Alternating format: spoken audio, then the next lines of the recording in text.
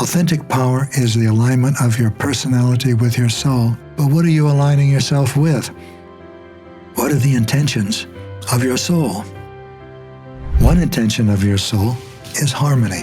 In the old consciousness, harmony means absence of conflict. You're getting along. You might not like each other, but you're getting along. So then what do we mean by harmony if that's not harmony? I mean your ability to enjoy yourself, your ability to enjoy your life, your ability to enjoy other people. Well, how can you enjoy somebody you don't like? Now there's an opportunity. Every time you don't like somebody, it's yourself you're seeing. This is called projection recall, if you want to use a psychological term. It's a big part of learning about yourself, learning about the parts of yourself that are in fear, as opposed to parts of yourself that are in love or coming from love. Now we're talking about harmony. We're talking about harmony inside you. In other words, are you living a harmonious life yourself?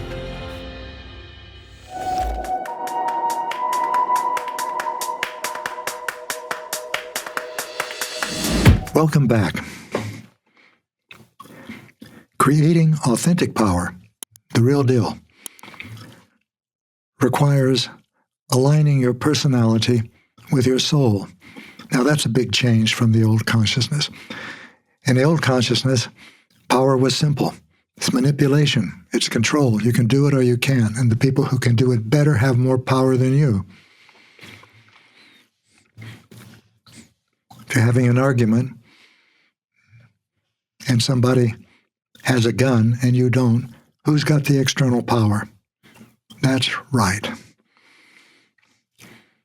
Now, same thing happens between nations. A big nation and a little nation. Who's got the power? The United States or a small Central American country? That's right. And the United States uses it. Now, who's got the power? Let's say you're in downtown Manhattan. One person has got an office on the 80th floor, in the corner. He can see forever, anywhere he looks. Another person doesn't have an office at all, but he's working in the basement with a boiler. Who's got the power? That's right. Everything reflects external power. Badges, guns, rank, money.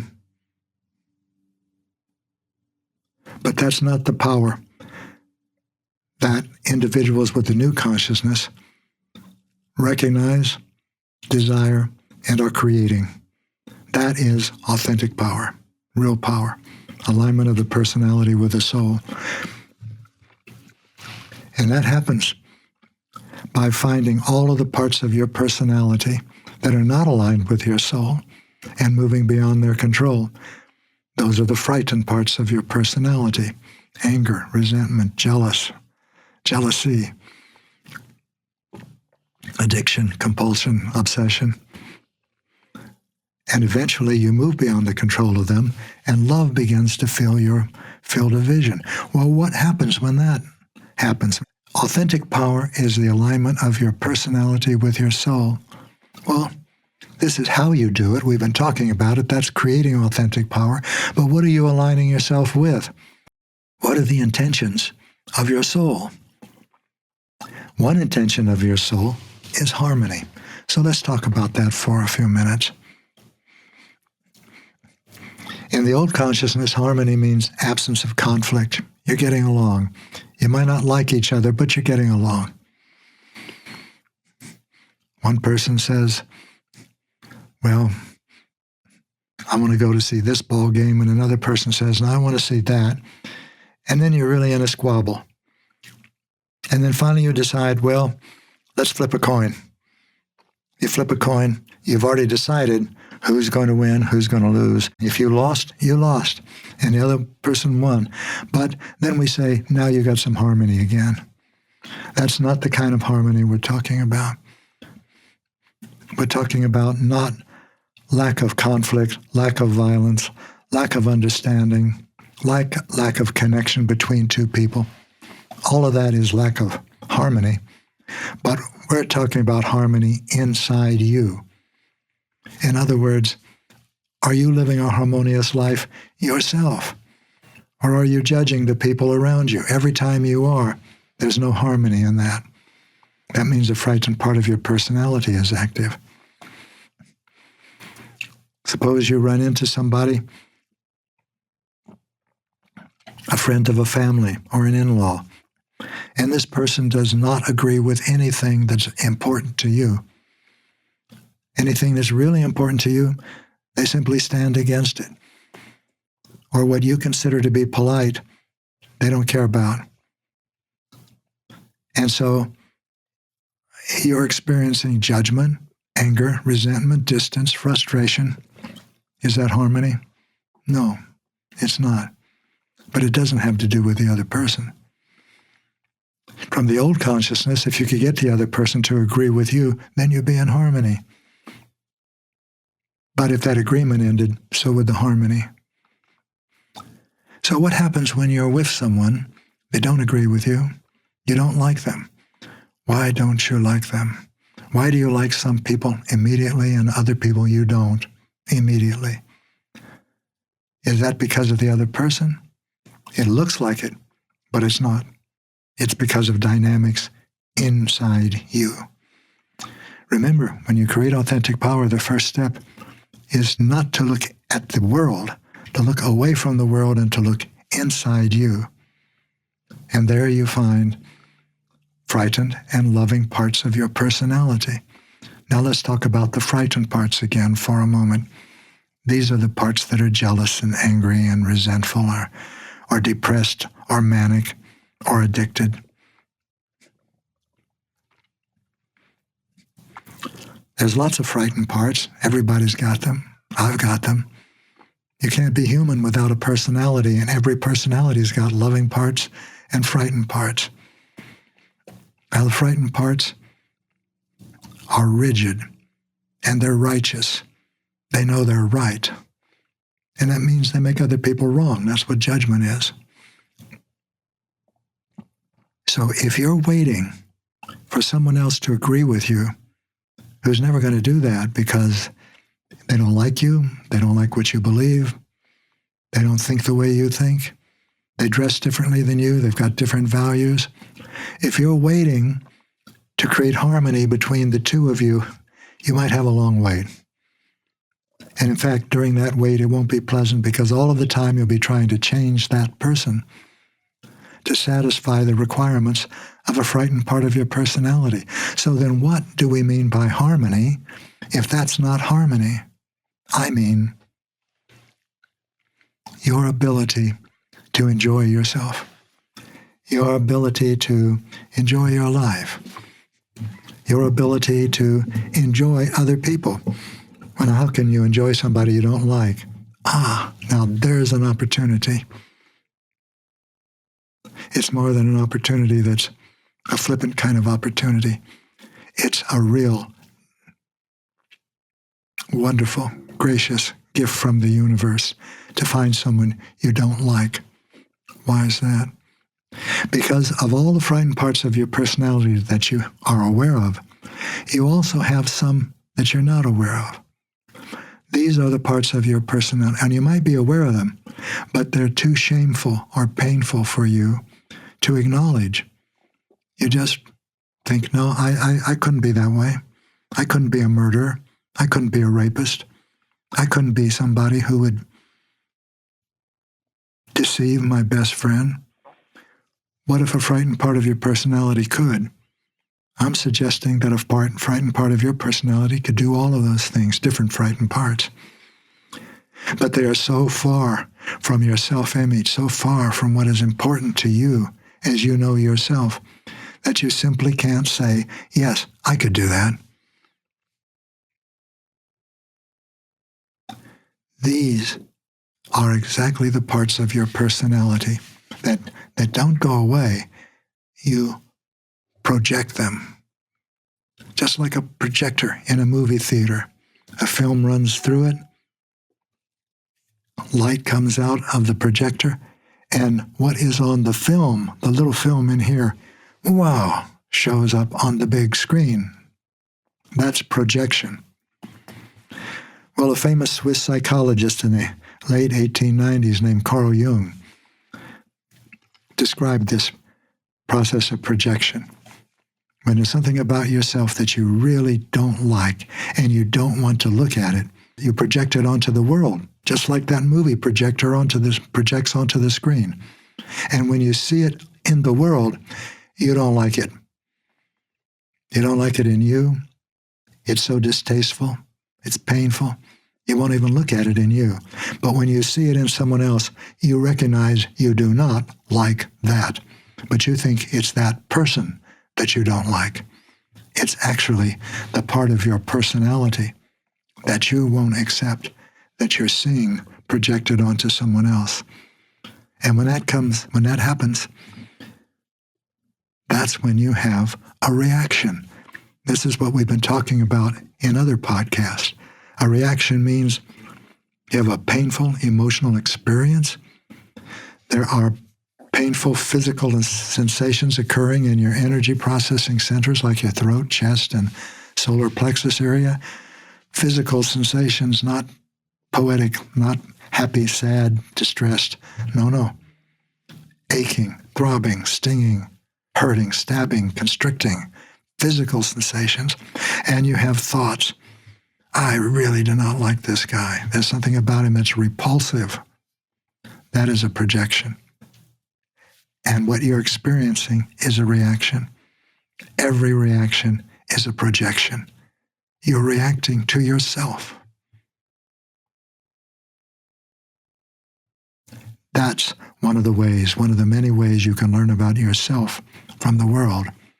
Remember earlier we said a part of the new consciousness is suspecting that the world is not random, that it's meaningful in some ways or symbolic in some way, that you can learn about yourself. This is what I meant. This is one of the ways that I'm talking about. Projection. Every time you don't like somebody, it's yourself you're seeing. So what do you do about that? If you've got the old consciousness, you pursue external power, manipulation and control. You try to change the person.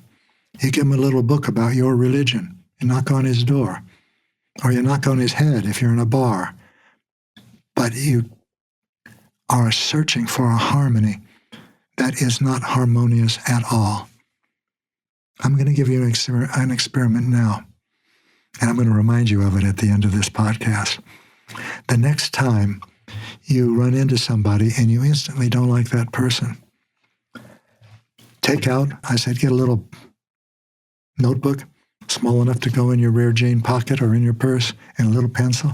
Take it out. Start making a list of what you don't like about this person and write everything down. Well, for one thing, he's only interested in himself. He's self-centered. He's impolite. He doesn't care about other people.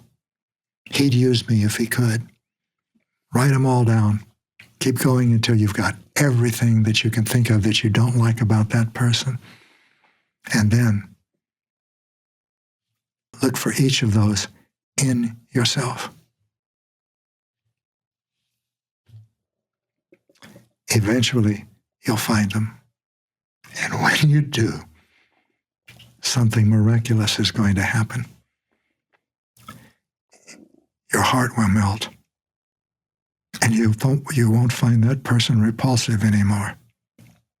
Because you'll feel what he's feeling from the inside out.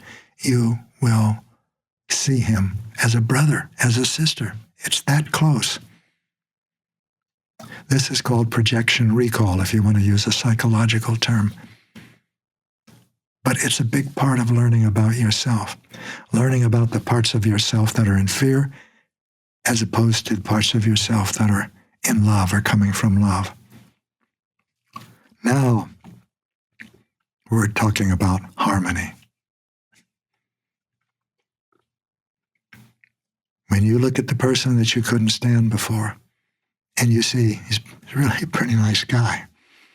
You're also seeing yourself, but you're seeing a loving part of yourself, and he's got one too.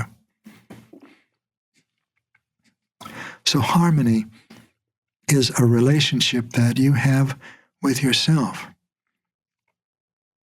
If you don't have it, you're angry, you're jealous, you don't like people, and you can't live in harmony because there are certain laws, and I don't mean to be sounding official or imposing, but they simply apply to everyone. One is a law of attraction. Now, regardless of what you might be thinking, I suggest that this is the law of attraction and you can experiment with it. It's as simple as you can get. Energy attracts like energy. If you're angry, you're going to attract angry people to you. If you are resentful, you're going to attract resentful people. If you use people for your own benefit, you're going to attract people to you who want to use you and will use you for their benefit.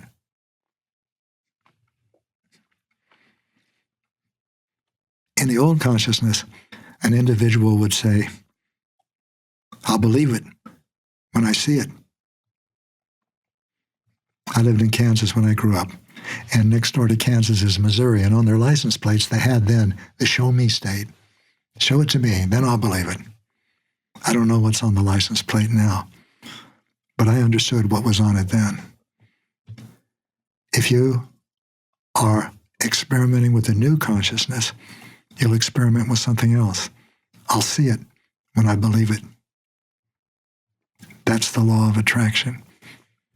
When you are a loving person, you'll see loving people.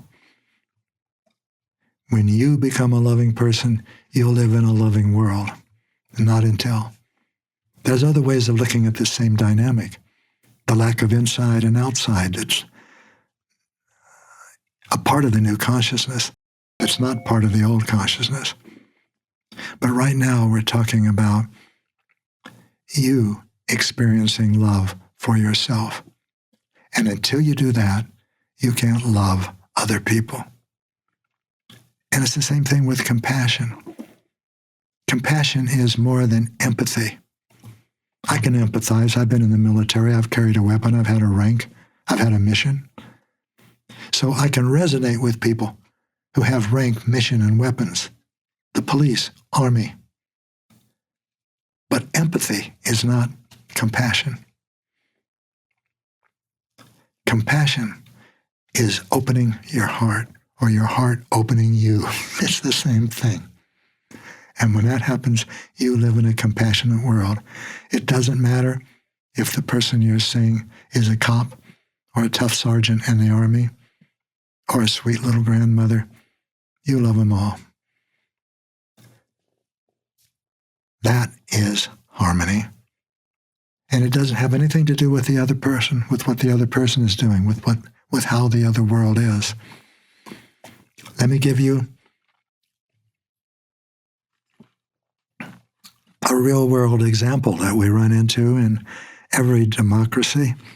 Election year. The world is becoming more divisive, more confrontative.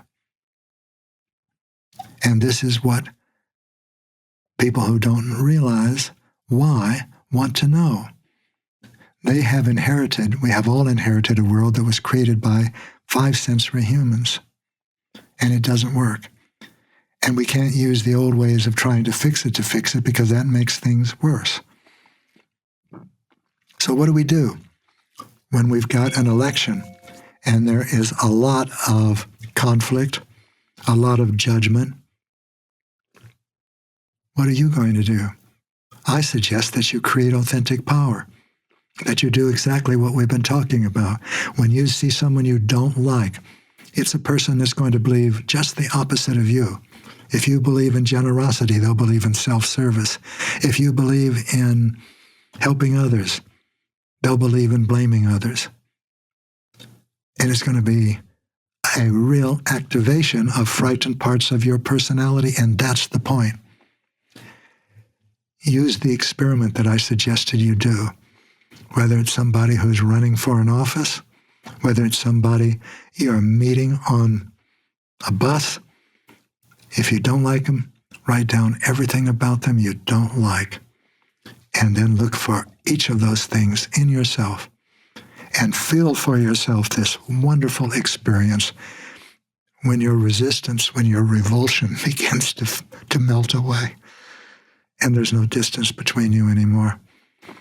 And by the way, you can do the same thing with the loving part of your personality. When you see someone that's truly generous, not as a should or a moral thing, but they have an open heart. They love people, they love you, and you recognize that in them. That's yourself you're recognizing. Well, it's so good to be with you again. Join me again, because we're going to look at more intentions of the soul, and they're all as deep and powerful and rewarding as harmony. Bye for now. I'm Gary Zukav.